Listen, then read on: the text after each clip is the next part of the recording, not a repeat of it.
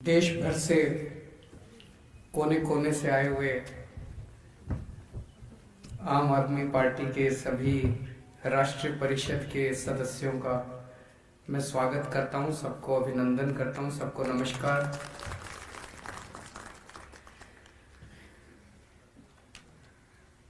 दिल्ली के चुनाव के बाद ये पहली बार हम लोगों को मिलने का मौका हो रहा है, तो सबसे पहले आप सब लोगों को बधाई देना चाहता हूं कि आपकी पार्टी ने दिल्ली के चुनावों में शानदार जीत हासिल की।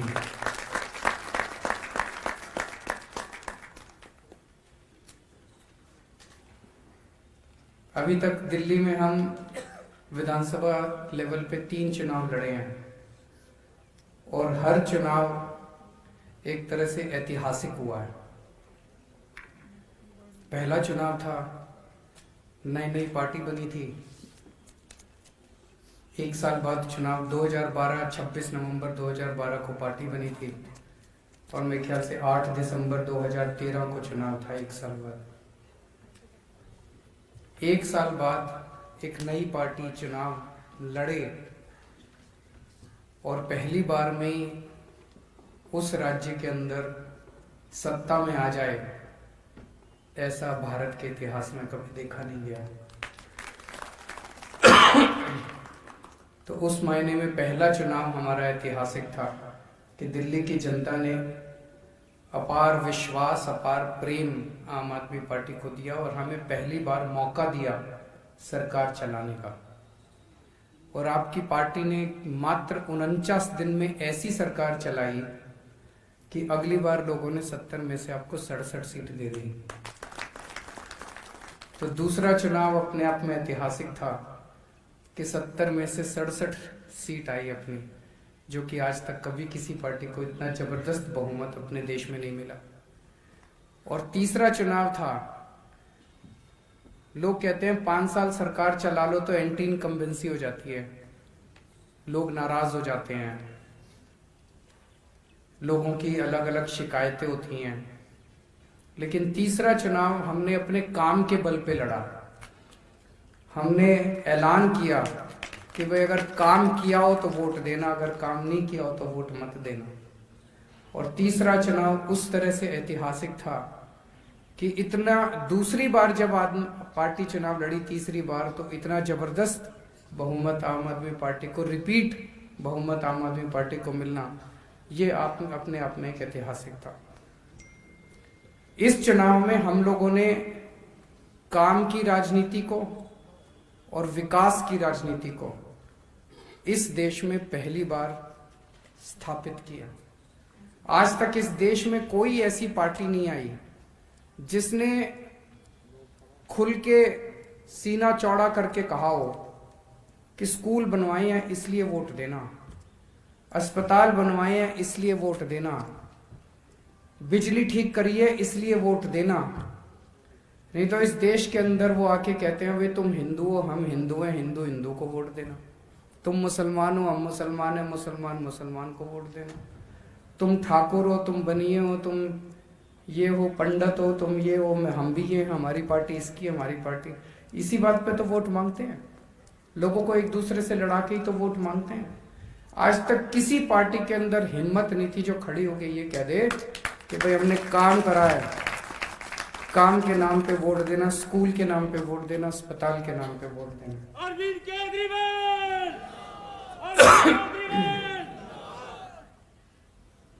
और इन लोगों की हिम्मत नहीं है जो उसको काउंटर कर सकें।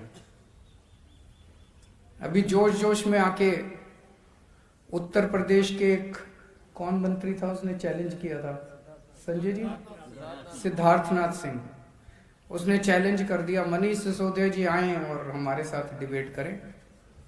उन्होंने सोचा कि हमने ऐसे ही बोल दिया, ये आएगा थोड़ी, और वो पहुंच गया। वो बोला जी आ गया मैं, बताओ कहाँ चलना है, कहाँ डिबेट करना है। तो वो भाग खड़ा हुआ, मैदान छोड़ के भाग गया। ये हैं ही ऐसे कायर हैं ये लोग, काम इन्होंने किया ही नहीं है, ऐसे ही चैलेंज करते हैं। एक बार इनकी आंख में आंख डाल के बात करो, ये मैदान छोड़ के भाग जाते हैं। तो मनीष सिसोदिया जब वहां पहुंचे लखनऊ में, उन्होंने कहा भाई मैं आ गया, और उनके एक नहीं दो दो तीन तीन मंत्रियों ने, उत्तर प्रदेश के योगी जी के दो दो तीन तीन मंत्रियों ने चैलेंज किया था कि हमने स्कूल बड़े अच्छे कर दिए, आके देखो और हमारे साथ डिबेट करो। और जब मनीष जी वहां पे पहुंचे और उनके स्कूल देखने के लिए जब वो चले, तो उन्होंने अपनी पुलिस भेज के मनीष जी को रोक लिया, जाने नहीं दिया आगे। इतना डर, इसका मतलब स्कूल ज्यादा ही खराब है। वो नहीं चाहते थे, मनीष जी के साथ साथ सारा मीडिया जा रहा था, सारा मीडिया पीछे पीछे जा रहा था, पूरा नेशनल टेलीविजन पे आ जाता योगी जी के स्कूलों का क्या हाल है। तो उन्होंने मनीष जी को रास्ते में ही रोक लिया और इनको स्कूल देखने। मेरा ये कहना है कि जो स्कूल तुमको दिखाने में इतना शर्म आ रही है, उस स्कूल में हमारे करोड़ों बच्चे पढ़ रहे हैं। सोचो उन बच्चों के साथ तुम क्या कर रहे हो, उन बच्चों का तुमने क्या हाल कर रखा है। उन बच्चों का तो भविष्य अंधकार में है। फिर एक उत्तराखंड के मंत्री हैं, उनका क्या नाम है, मदन कौशिक। उन्होंने चैलेंज किया कि मैं 100 मिनट में, पता नहीं 100 सेकंड में 100 काम गिना दूंगा अपने। आए मनीष जी, मैं डिबेट करूंगा। बोला मनीष जी बताएं कहां आना है, मनीष जी बताएं कितने बजे आना है। तो मनीष जी उत्तराखंड भी पहुंच गए। बोले आओ जी चैलेंज कर। वो वहां से भाग खड़े हुए। पहले उत्तर प्रदेश में भाजपा भाग गई, उसके बाद उत्तराखंड में भारतीय जनता पार्टी भाग गई। वहां भी उनकी हिम्मत नहीं हुई। वहां भी जब मनीष जी उनका एक स्कूल देख के आए, इतना बुरा हाल स्कूल का, इतना बुरा हाल उनका स्कूल का। 70 साल इन लोगों ने राज करा, 70 साल बीजेपी और कांग्रेस ने राज करा, इन्होंने इतना बुरा हाल कर दिया, सब चीजों का बुरा हाल कर दिया। तो पहली बार देश के अंदर एक ऐसी, इसीलिए आम आदमी पार्टी की जरूरत पड़ी, इसीलिए आम आदमी पार्टी को लोग पसंद करते हैं, क्योंकि जो काम ये पार्टियां 70 साल में नहीं कर पाई, वो काम आम आदमी पार्टी ने 5 साल के अंदर दिल्ली के अंदर करके दिखाया। पिछले 1 साल के अंदर काफी मुश्किल परिस्थितियों से पूरी मानव जाति गुजरी है। कोरोना की वजह से, कोरोना की महामारी की वजह से हमारे देश के अंदर हर शहर में, हर गांव में कोरोना की वजह से बड़ी कठिन परिस्थितियां थी। लेकिन दिल्ली में आपकी पार्टी की सरकार ने जिस तरह से शांत तरीके से, संयम से और सबको साथ लेके, बिना राजनीति किए, सारी संस्थाओं को, सारे संगठनों को, सारे लोगों को, हर तबके को, सारी सरकारों को साथ लेके दिल्ली के अंदर जिस तरह से कोरोना का मैनेजमेंट किया गया, उसकी प्रशंसा दुनिया भर में हो रही है। आपकी जानकारी के लिए एक छोटी सी चीज बता दूं, दिल्ली में जो कोरोना की महामारी थी वो दुनिया में सबसे ज्यादा कठिन था। दिल्ली की परिस्थिति सबसे ज्यादा कठिन थी। 11 नवंबर को दिल्ली में 8,500 केस आए एक दिन में, केवल एक दिन में 8,500 केस आए। पूरी दुनिया के अंदर किसी शहर में इतने ज्यादा केस कभी नहीं आए। न्यूयॉर्क में अप्रैल में एक दिन में 6300 केस आए थे, दिल्ली में 8,500, सोच सकते हो कितने ज्यादा। लेकिन जब न्यूयॉर्क में 6300 केस आए तो न्यूयॉर्क के सारे अस्पताल फुल, सड़कों पे मरीज, अस्पताल के कॉरिडोर में मरीज पड़े हैं, लोगों को एडमिशन नहीं मिल रहे, बुरा हाल था चारों तरफ। लेकिन दिल्ली में जब 8,500 केस आए, उस दिन भी हमारे 7,000 अस्पतालों के अंदर बेड खाली पड़े हुए थे। कोई सड़कों पे मरीज नहीं थे, कोई कॉरिडोर में मरीज नहीं थे। इतना शानदार मैनेजमेंट हमारे डॉक्टर्स ने और हमारे सब लोगों ने मिलकर किया। ये नतीजा था पिछले 5 साल के अंदर जो अस्पतालों के अंदर हमने इन्वेस्टमेंट करी, इतने मोहल्ला क्लिनिक खोले, इतने अस्पताल बनाए, इतना शानदार सरकारी अस्पतालों को ठीक करा, सबको साथ लेके चले, उसका नतीजा था। इतना शानदार मैनेजमेंट था कि सबसे ज्यादा महामारी का जो वो था, वो इम्पैक्ट जो था वो दिल्ली के ऊपर हुआ, लेकिन उसको हमने शानदार तरीके से मैनेज किया आपकी सरकार में।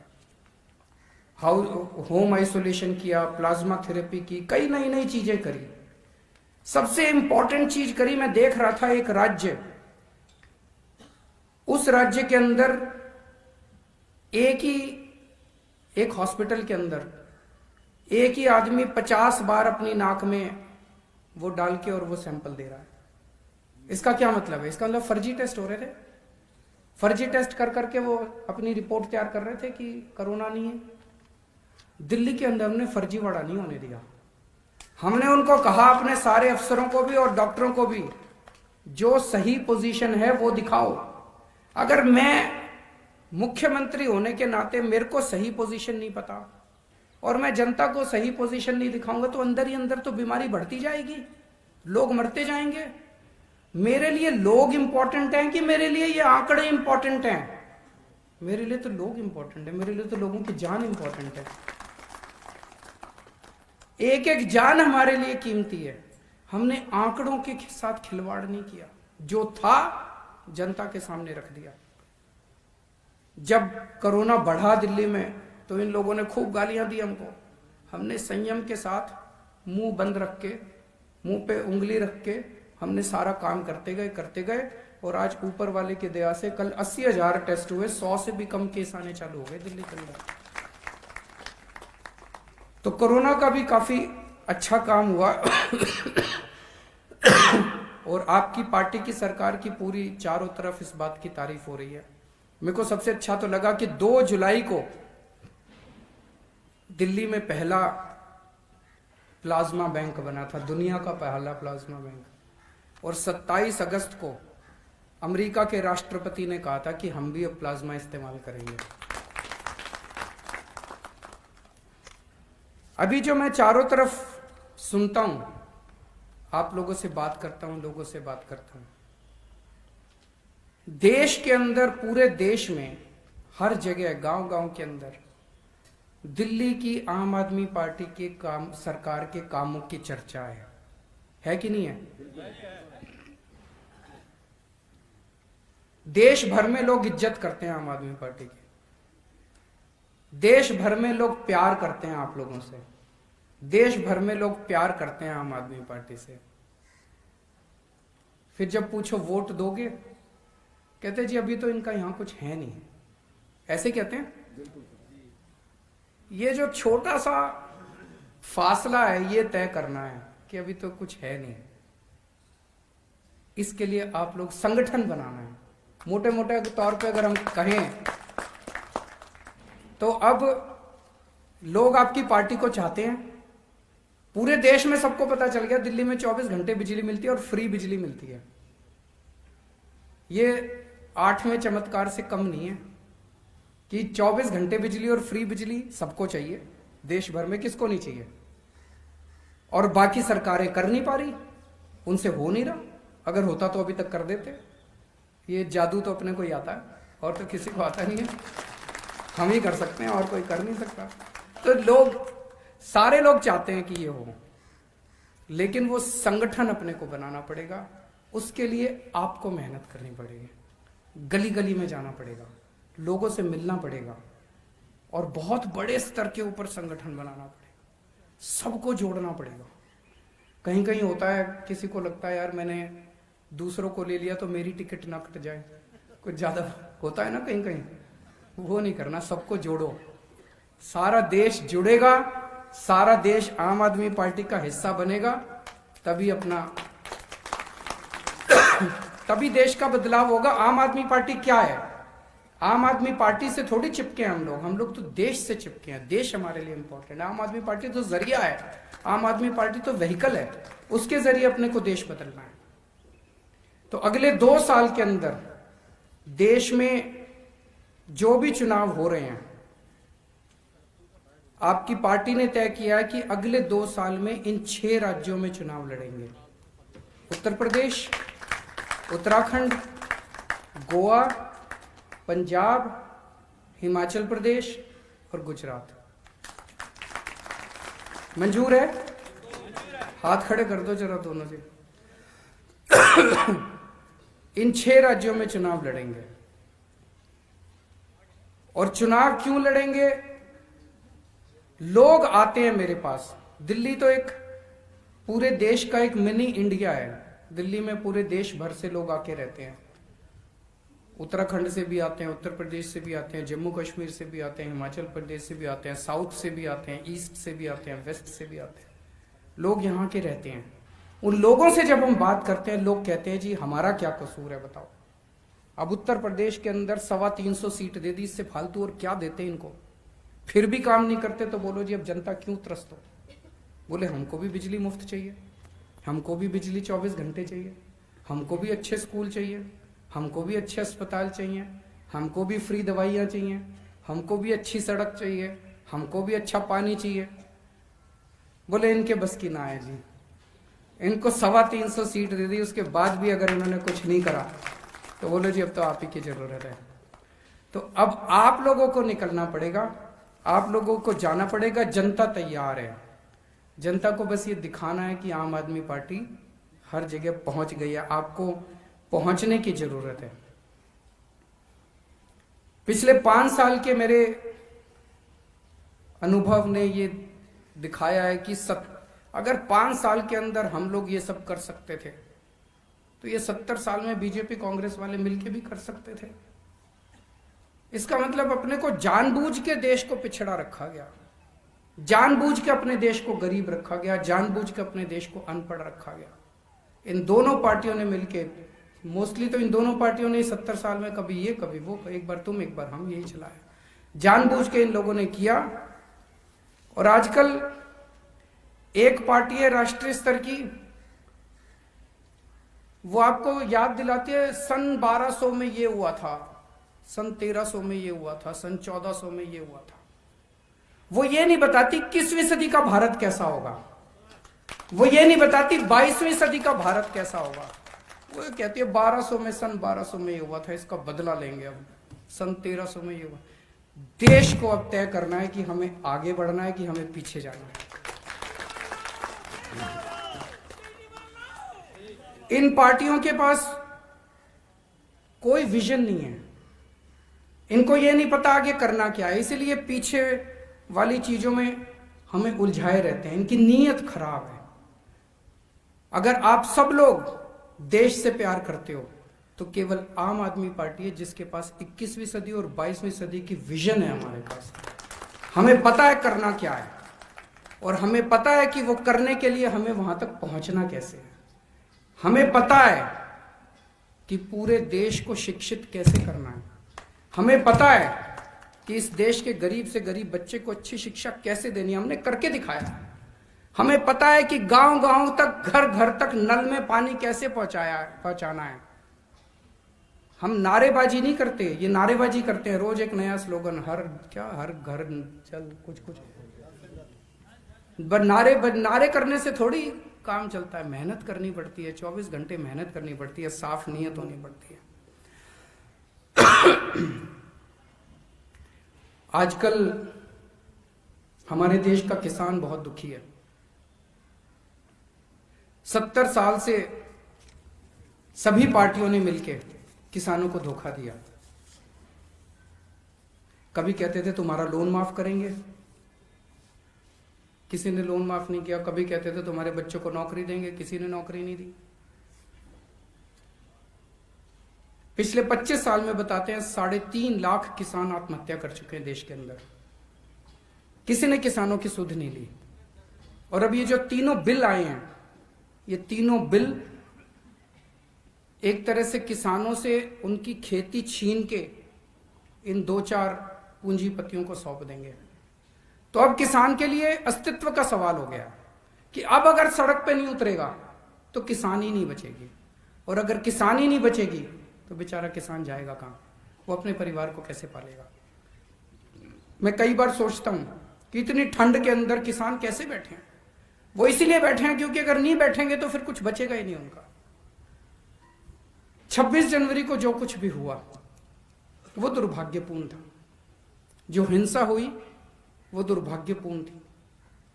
जो भी उसके लिए जिम्मेदार हैं और जो जिम्मेदार हैं वो, जिस तरह से फर्जी केस पे केस लगा रहे हैं वो नहीं, जो भी उसके लिए असल में जिम्मेदार हैं, जो भी पार्टी उसके लिए असल में जिम्मेदार है, उसको सख्त से सख्त सजा मिलनी चाहिए।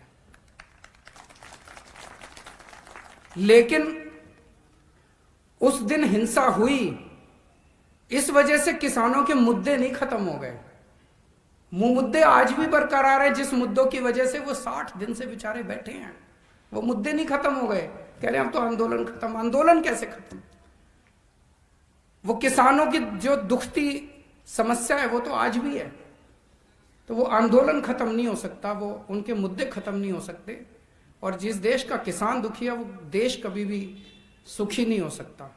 हम सब लोगों को मिलके किसानों का साथ देना है, अपने अपने इलाके में अहिंसा पूर्वक, शांति पूर्वक सबको साथ देना है। और जब भी किसानों का साथ देने जाओ, अपना झंडा, डंडा, टोपी घर छोड़ के जाना। वहां हमें पूरे गैर राजनीतिक तरीके से एक आम आदमी बन के जाना है, इस देश का एक आम नागरिक बन के जाना है। वहां पे कोई राजनीति नहीं करनी उसके साथ। आप सब लोग दूर दूर से आए हैं दिल्ली में, आप सब लोगों का स्वागत है। और मैं उम्मीद करता हूं, मेरे को अभी जाना पड़ेगा क्योंकि मेरी कैबिनेट मीटिंग है इसके तुरंत बाद। मैं उम्मीद करता हूं आपका बाकी दिन की जो चर्चा होगी वो काफ़ी अच्छी रहेगी। आप सब लोगों को बहुत बहुत शुक्रिया।